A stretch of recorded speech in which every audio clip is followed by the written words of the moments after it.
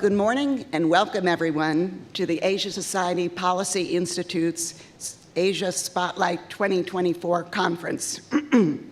We are delighted to see so many friends and colleagues joining us, and many from our Asia Society family, including many trustees and as well as Asia Society family from all around the world. We recognize that there's no shortage of policy conferences in Washington, D.C. But that has put the pressure and burden on us to make this one special, meaningful, and worth your time. I think we've succeeded, but you be the judge, and you let us know by the end of the day. We have lined up an incredible group of speakers from Congress, from the administration, from the press, and most importantly, I think, from Asia, because I think it's important that we hear the voices from Asia as we try and navigate the challenges in the Indo-Pacific region. And wow, there are a lot of challenges we're facing. Conflicts, climate change, economic slowdown, elections, nuclear buildups, etc. The list goes on. And we're hoping today that we can make some progress in trying to find solutions or ways to manage these challenges. So with that, let's get to our program. We're delighted to kick off our conference with Ambassador Heng Chee, who is co-chair of the Asia Society Board of Directors, along with John Thornton. And she is no stranger to Washington, D.C., having served here, excuse me, for 16 years as Singapore's ambassador to the United States, advising many administrations on Asia through the years. She has not slowed down since she left Washington, I can assure you that, because we speak a lot of times very late at night on the phone, and she is very sharp and has a lot going on. She sits on a number of boards, she's a professor, and she's ambassador at large for the government of Singapore. So with that, please join me in welcoming Ambassador Chan to the stage.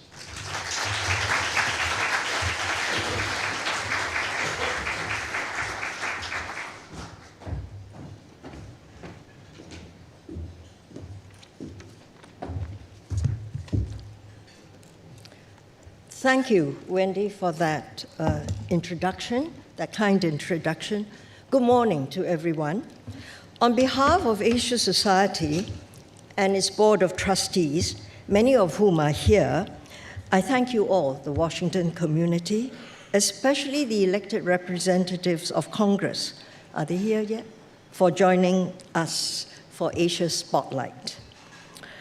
We would like to extend a special welcome to Asia Society Global Trustee, Henry Cornell, and express our deep appreciation to Henry and Cornell Capital for their generous support of this conference.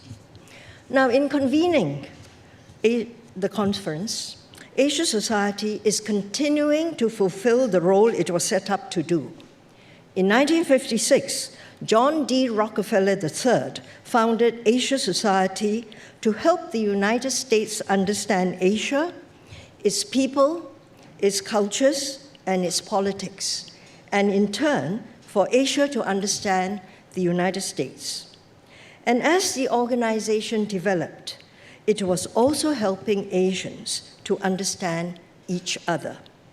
This is the very important role that Asia Society plays, and will continue to seek to play. So we have gathered today important voices from all over Asia and the United States, and from different perspectives. If I may be personal for a moment, you are looking at an outcome of what Asia Society has enabled. I first came across Asia Society when I was a young academic in Singapore. Today, Singapore people would call me a public intellectual, rather highfalutin.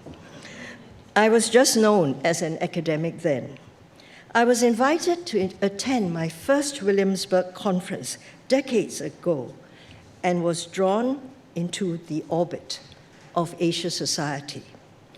I attended many Williamsburgs. I met the best of American and Asian economists, strategic thinkers, diplomats, officials, business leaders, and media personalities. It was a wonderful exposure to the scrutiny of ideas and policies and the search for policy solutions.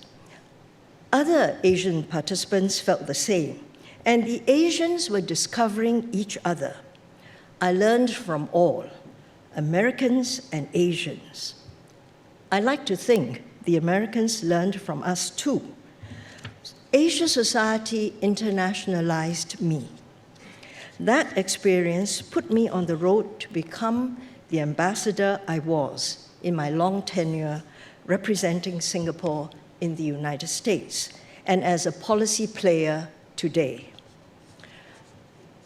This is a difficult time and a volatile, unpredictable year. We have two wars ongoing, the Ukraine war and the Israel-Hamas war, potentially expanding into wider conflicts and triggering economic risks globally. And there are some 50 elections around the world, of which one was held in Taiwan recently. But the most watched would be the presidential elections in November in the United States. Tensions are building in different regions simultaneously. The US-China relationship is still the most consequential in determining the long-term future, whether we live in a cold peace, a hot war, or a context of competitive existence. To all of the above, I add the latest flare-up between Iran and Pakistan, with Iranian missiles hitting Pakistani targets within Pakistani borders, but I hear Iran and Pakistan are getting together to talk, and North Korea launching a suspected intermediate-range ballistic missile into the sea, according to South Korean assessment. All this raising tensions on the Korean peninsula. Truly, it is everything, everywhere, all at once. We need to take a pause to remind ourselves to look again at the facts of the situation and to understand the facts, which are increasingly harder to do with the war of narratives raging around us. I must congratulate Asia Society Policy Institute for putting together an impressive program. ASPI proudly describes itself as a think and do tank. It is our earnest wish with today's exchanges that we will get a better understanding of the facts of the situation and begin to take small steps, difficult though it may be, to bring about greater stability in the most difficult situations while advancing cooperation on global challenges. And now, let us move on to our substantive agenda of the day. With the greatest pleasure, I would like to welcome on stage our first panel participants, Senators Van Hollen and Haggerty, with our moderator, Selina Wang. The Senators.